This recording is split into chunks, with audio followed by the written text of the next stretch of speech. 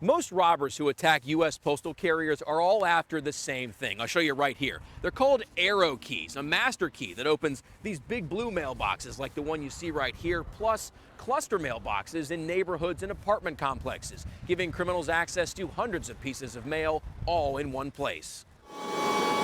Piedmont Stairworks makes staircases for homes. You glue it layer by layer, let it dry overnight, and then you take it down.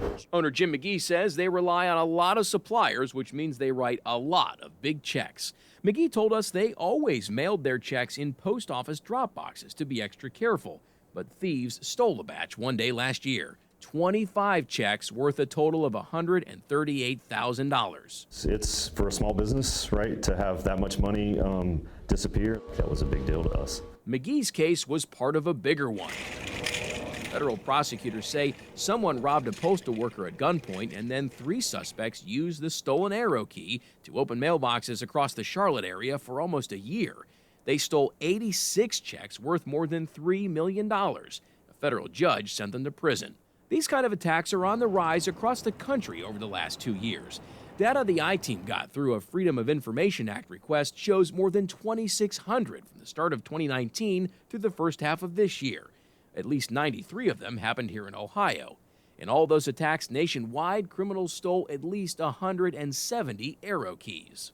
Arrow keys are being circulated through a crime syndicate.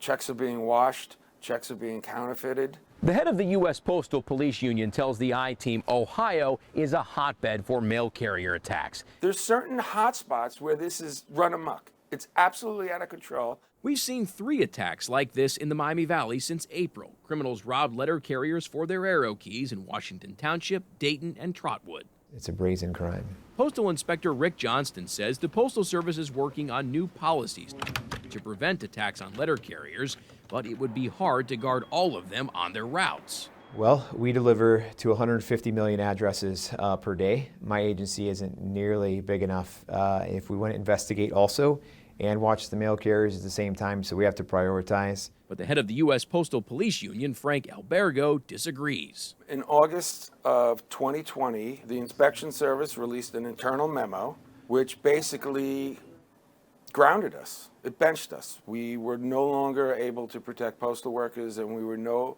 longer able to do these proactive mail theft prevention patrols. And since then, mail theft has exploded.